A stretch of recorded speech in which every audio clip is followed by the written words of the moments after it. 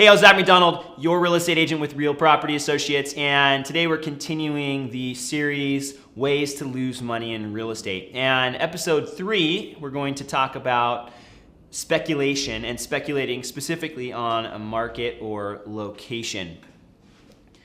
Speculation is risky by nature, and one of the ways that you can lose money in real estate.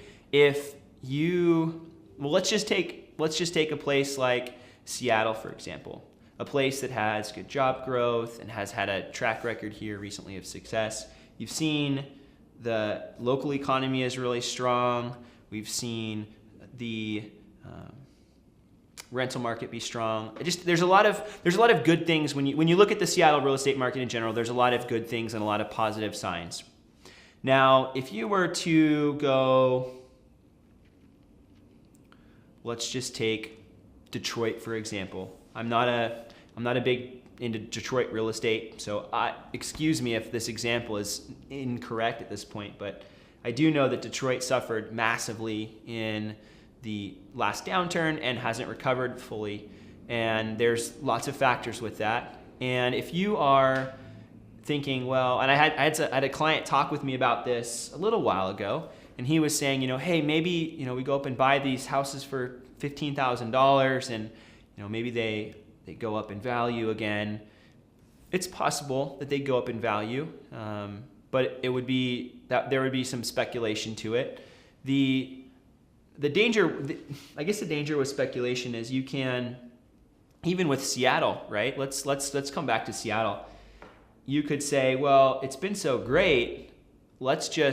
Let's buy a property that has maybe negative cash flow, right? If you're buying a rental and somebody else is covering your mortgage and they're paying off your house over time, it's more of a safe bet in the long term. But let's just say, you're looking at Seattle and you're saying Seattle has a really good real estate market. It's been really great. There's a lot of good factors, and we're going to buy a house here at the top of the market potentially, or close to it, right? And then we're going to rent it out for $300 or $400 less than what we're paying every month on it. So you're spending money on it every month. And then really your big play there is appreciation, because you're losing money every month to keep this house. And if for some reason the market doesn't appreciate in your timeline, or maybe prices in Seattle never go up again, I don't actually think that's the case. But if it did turn out that way, you would essentially be spending money every month to have this house, and now you have an asset that hasn't really appreciated. And we were just talking about the time horizon, and we're talking about if you sell too soon, you lose money because you have all these expenses on the sales side.